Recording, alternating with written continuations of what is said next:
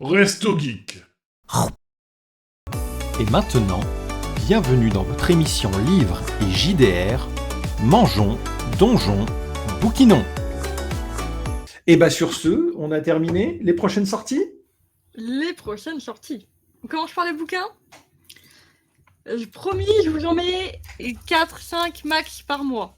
Moi, c'est des bouquins aussi. Octobre, novembre et décembre. C'est des bouquins aussi, c'est vrai. Ah bah oui, c'est des bouquins aussi. De JDR. Pas le même genre. Un bouquin, un roman. On va commencer par... ça sort demain, normalement, si tout va bien. Starbringer. Ça sort du coup le 1er octobre pour le replay, ceux qui se rappelleront pas la date. Puisque demain, dans 10 jours, ce sera plus demain. On est dans une station spatiale impériale qui explose. Un groupe de personnes qui n'auraient jamais dû se rencontrer se réfugient dans un vaisseau. Comment vont réussir à cohabiter une princesse, une prêtresse, un garde du corps, une prisonnière, un escroc, un mercenaire et un capitaine dans un vaisseau exigu au milieu de nulle part, suite à l'explosion du vaisseau spatial.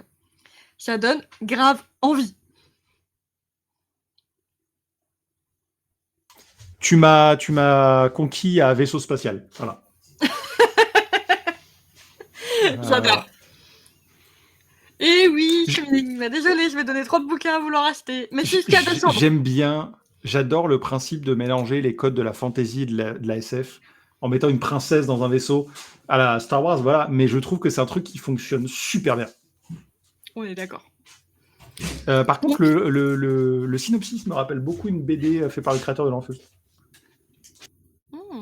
Peut-être. Le UCC Dolores. Que je recommande à tout le monde. Mais il faudra que je te les passe, je pense que ça t'intéresse. Je note. Prochain livre qui sort le 4 octobre, Un ballet de plumes et de larmes. Tout simplement une réécriture sombre et poignante de la légende du lac des cygnes. On va te perdre avec ton cookie. Elle suffit, ça parle du lac des cygnes. Et la couverture est juste splendide. Voilà. La couverture m'a donné envie et tu viens de faire agresser par un chat. Salut toi. Ça va? La forme? Oh oui. Oui, moi aussi je t'aime. Voilà. Tu vois Tipo, c'est comme ça qu'on regagne une audience. Mec de bouquin. 15 bouquins. Ah ouais. Oui, bah le budget. C'est le mal cette émission. Le 9 octobre sort Rogos et Dragons. Dans une petite ville d'Arc-en-Flamme, chaque habitant est lié à un dragon dès sa naissance. Sauf que depuis son plus jeune âge, Karl est complexé parce qu'il est accompagné par Brodever, une toute petite dragonne rose et bavarde. Et du coup, tout le monde se moque de lui. En plus, cette dragonne a un sens aigu du drame. Clairement, j'ai lu le synopsis, je me suis dit ça va être une petite cosy fantasy très drôle. J'ai grave envie de l'acheter. J'avoue que j'ai très envie juste pour l'idée que c'est un mec qui a des complexes parce qu'il a un tout petit dragon. Rose. Oh merde. Voilà. Et voilà, la couverture est toute mignonne, ça donne bien envie.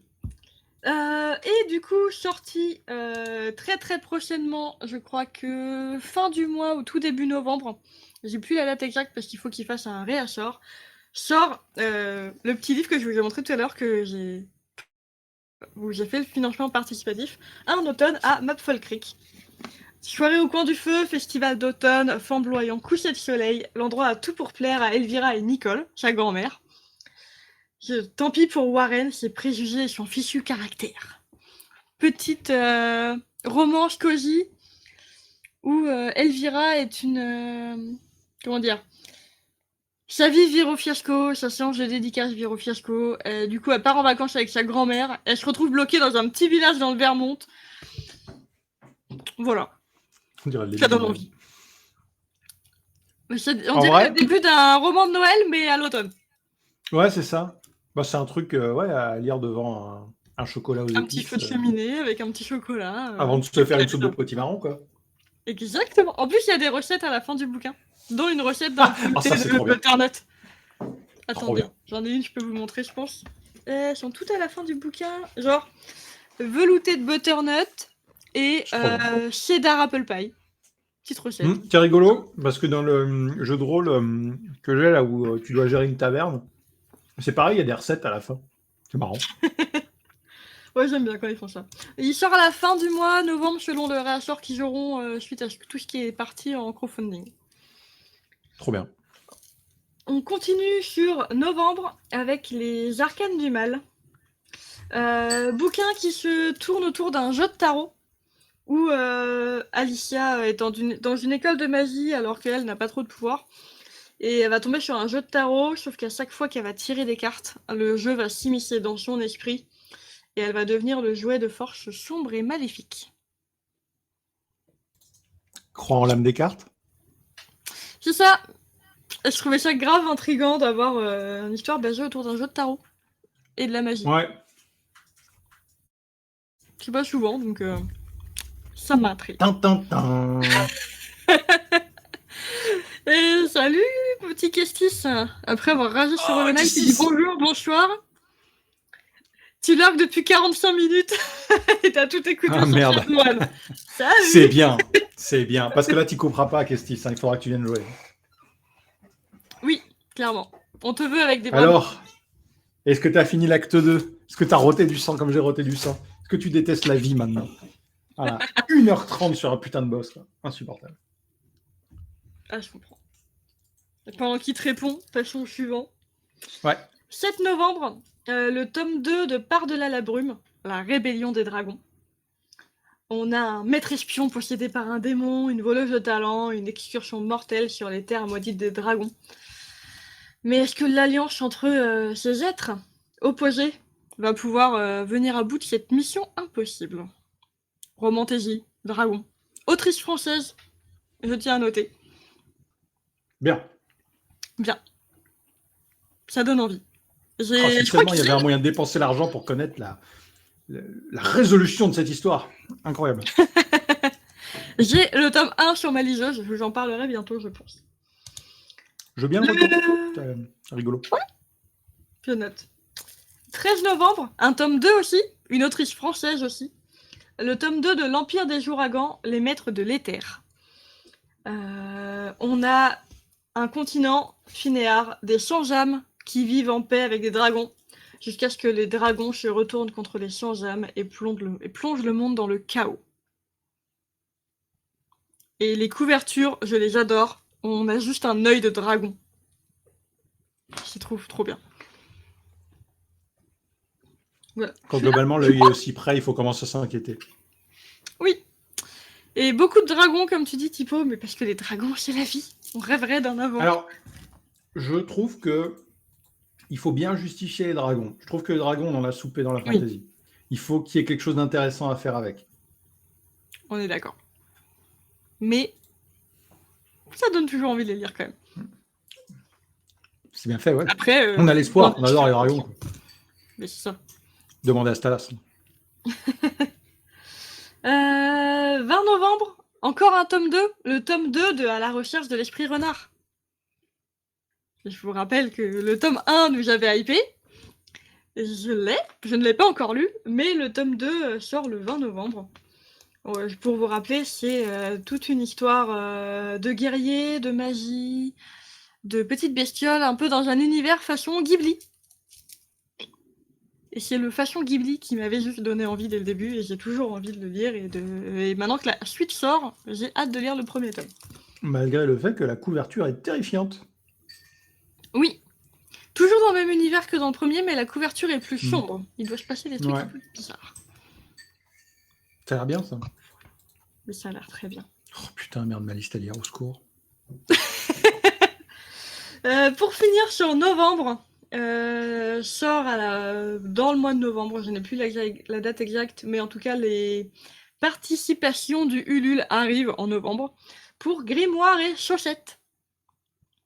Un petit one-shot de romantaisie où on va suivre une dryade, Nialène, qui est gérante de Grimoire et Chaussettes, une boutique d'objets magiques et salon de thé. Sauf que juste en face de chez elle, une taverne très bruyante tenue par un elfe démon s'ouvre, et qu'en parallèle, un donjon s'ouvre dans le village et va rendre chaotique leur vie.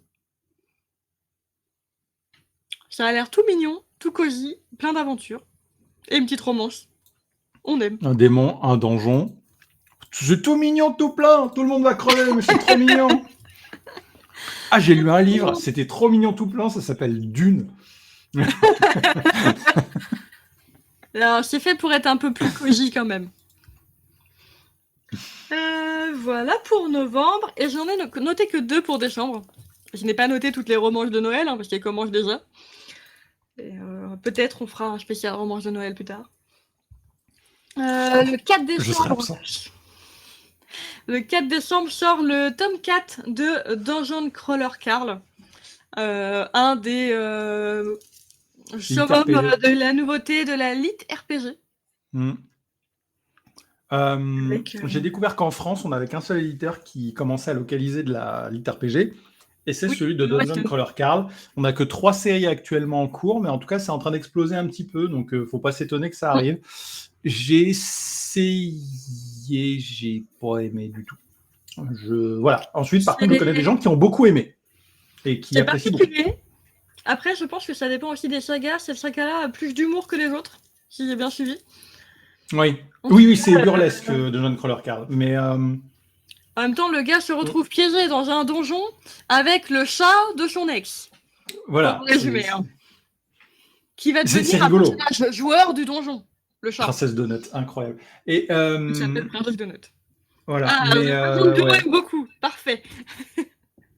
Je pense que ça peut être bien. Pour ceux qui n'ont peut-être pas soupé, parce que mon défaut, c'est peut-être que j'ai soupé déjà de la littérature coréenne sous forme de manhwa, avec ceux du coup dans lequel il y a déjà beaucoup de jeux vidéotisation, ce qui je trouve commence à devenir un trope qui est déjà éculé, parce que alors qu'il y en a quelques-uns qui font ça bien, maintenant tout le monde le fait, ça devient lourd. Quoi. Donc, mais bon, je suis un vieux con, c'est tout. Non, pas de souci. Et petite dernière sortie, le 10 décembre, le tome 4 des couronnes de Naxia. Comment vous dire, les tomes 1 et 2 de la saga se tournaient autour de 2 personnages, les tomes 3 et 4 se tournent autour de 2 autres personnages de l'univers. On est dans une mission où nos 2 héros vont devoir s'emparer du pouvoir du dieu de la mort pour accéder à la véritable divinité. Donc, très intéressant, sachant que j'ai les 3 premiers tomes dans ma pile à lire. J'ai les 3 premiers sans avoir lu le premier. Tout va bien. C'est plus une pile à lire, c'est une tour. C'est une montagne. La régie valide.